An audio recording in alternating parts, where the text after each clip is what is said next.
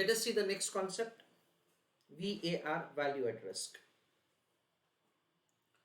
ये कॉन्सेप्ट क्या है वो मैं सबसे पहले थोड़ा डिस्कस कर रहा हूं आपसे इनफॉर्मली, फिर हम लोग उसका कंटेंट पढ़ते हैं। भी देखो यहाँ पे कॉन्सेप्ट कुछ ऐसा है दैट लेट अस अज्यूम कि मैंने 10 लाख रुपए का इन्वेस्टमेंट किया है। मैं 10 लाख रुपए का इन्वेस्टमेंट लेट अस से करने वाला हूं और मैंने मेरे पोर्टफोलियो मैनेजर को ऐसा बोला that say you tell me that say how you are going to plan the investment. तो उसने सब इन्वेस्टमेंट का स्ट्रैटेजीज बताया। दैट से भी मैं कुछ लार्ज कैप में इन्वेस्ट करूंगा, कुछ स्मॉल कैप में करूंगा, कुछ मैं मिड कैप में करूंगा, मैं ये इंडस्ट्री में इन्वेस्टमेंट करूंगा, ऐसे पोर्टफोलियो डाइवर्सिफाई करूंगा। उसने सब कुछ अपना जो भी पॉइंट्स है अच्छी तरह से समझाया। वो समझाने के बाद, लिसन केयरफुली, वो समझाने के बाद मैंने उसको ऐसा पूछा that in worst circumstances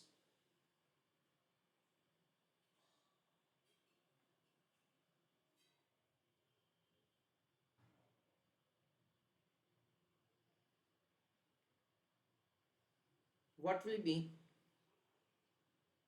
my loss।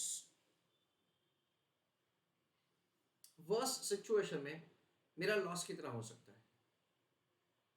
तो उसने ऐसा बोला, for example let us say that the worst situation में आपका लॉस होगा लेट अस से 75,000। फिर मैंने उसको ऐसा पूछा दैट से ये जो वर्स्ट सिचुएशन में तुमने जो लॉस बताया वो बताने का तुम्हारा कॉन्फिडेंस लेवल क्या है। What is the confidence level that you have to tell me that say the loss इससे ज्यादा नहीं होगा। तो उससे मुझे ऐसा बताया that say I M 99% confident, या मुझे ऐसा बताया that say I am 95% confident. That say this is what say the confidence level that I have set to give you this report. फिर मैंने ये पूछा दैट से ये जो लॉस होगा वो कितने दिन में होगा।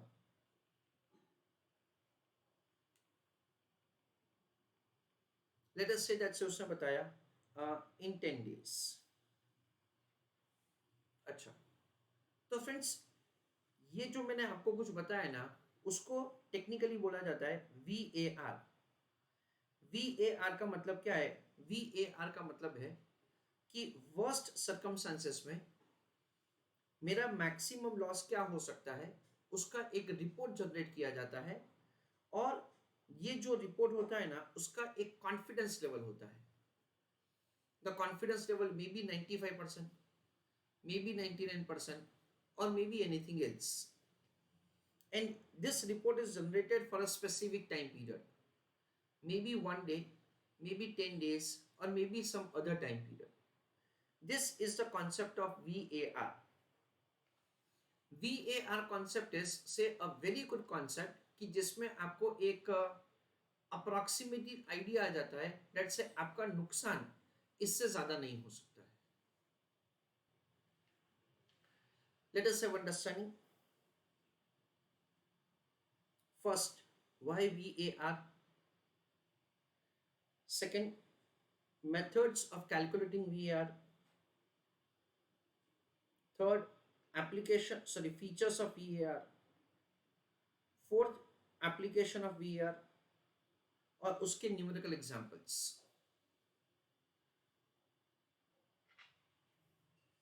फ्रेंड्स जैसे मैंने आपको बताया था कि एग्जामिनेशन में जो रिस्क मैनेजमेंट का प्रैक्टिकल है वो मई 18 में पूछा गया है, नवंबर 19 में पूछा गया है और नवंबर 20 में पूछा गया है।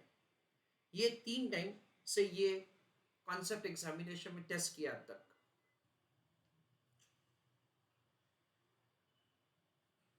Reading this content, one more thing friends that ये जो कॉन्सेप्ट है इसका जो कैलकुलेशंस है that is influenced with certain concept that you study in the chapter called portfolio management.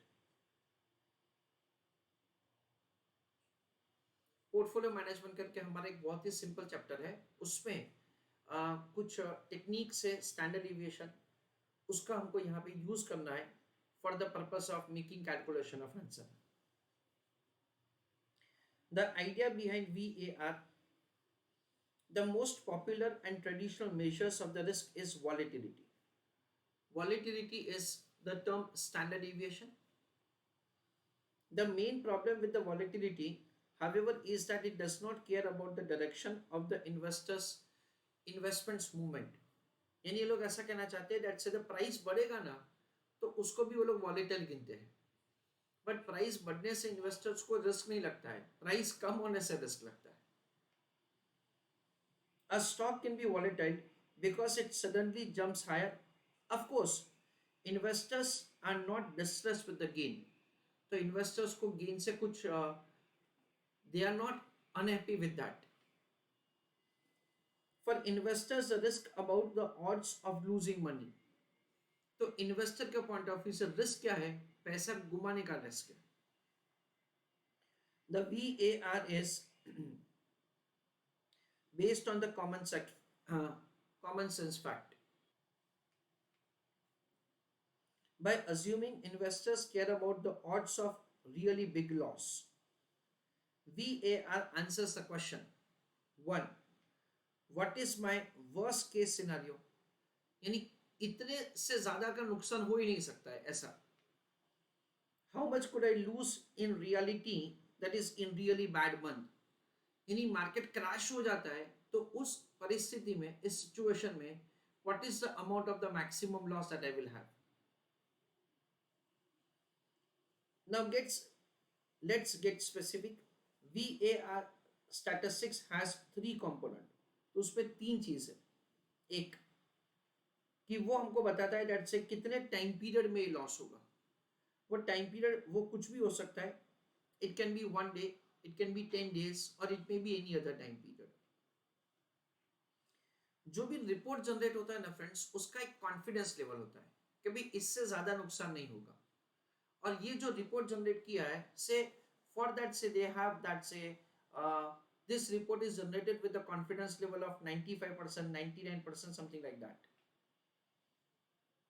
Loss amount term में भी हो सकता है, लॉस परसेंटेज टर्म में भी हो सकता है. Keep these 3 parts in mind as we give some examples of the variations of the question that VAR answers. What is the most I can with 95% or 99% level of confidence expect to lose in rupees over the next month? What is the maximum percentage I can with 95%, 99% confidence expect to lose over the next year? तो ये जो report है वो month का भी हो सकता है, 1 दिन का भी हो सकता है, 10 दिन का भी हो सकता है, 1 साल का भी हो सकता है, कोई भी समय का हो सकता है. That is what they mention. Report is generated for a specific level of the confidence level, and loss can be in amount term or the loss can be in percentage term.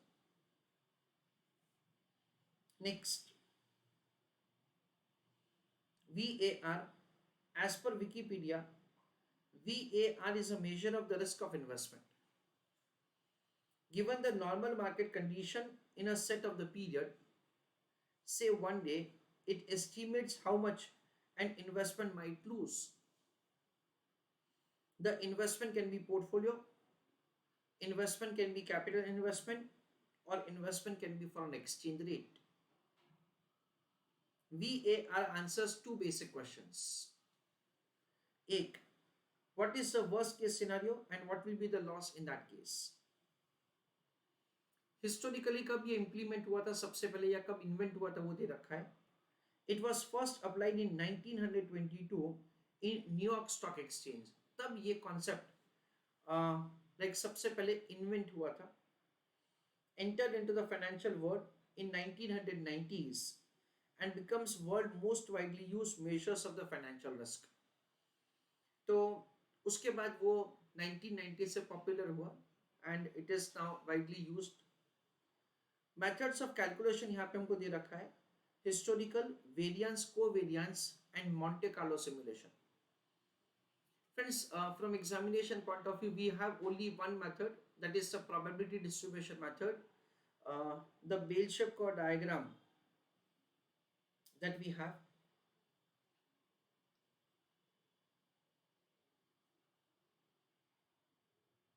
this is what we are supposed to apply for the purpose of VAR calculation.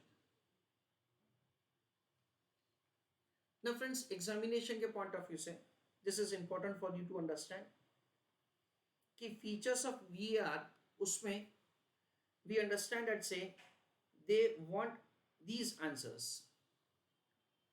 So you have to be very much clear. Say when the question is about the features of the VAR, then in that case you are required to mention these things.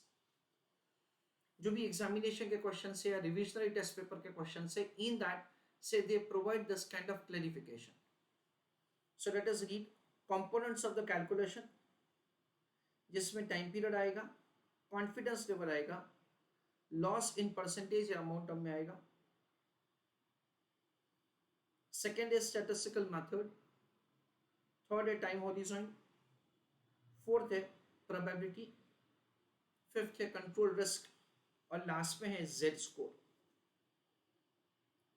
These are considered to be the features of VAR. Statistical method, जो मैंने आपको बताया friends, that's the Z is calculated. हम लोग एक bell-shaped curve diagram जो समझते थे, bell-shaped curve diagram like this, तो उसमें जो exactly in between होता है, that is what we understand is X bar.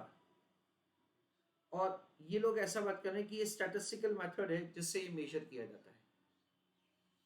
It is a type of the statistical tool based on standard deviation.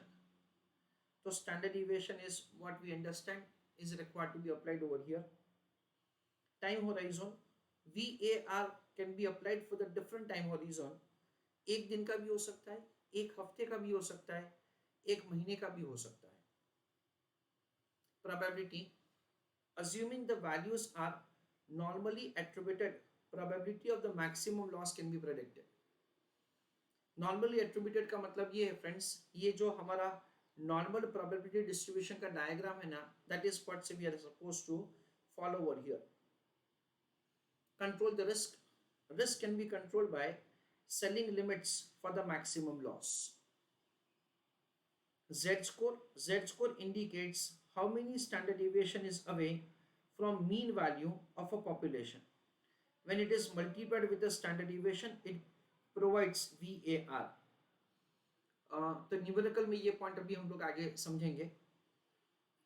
However, we understand that say basically क्या होता है friends कि ये जो exactly in between value होता है ना, वो X bar होता है.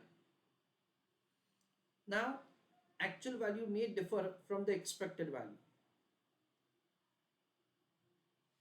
तो वो कितना डेविएट हो सकता है ना, वो स्टैंडर्ड डेविएशन बताता है. देखो नाम क्या है, standard deviation. So it measures say how far it will deviate say from the standard value. That is what say the standard deviation is indicating.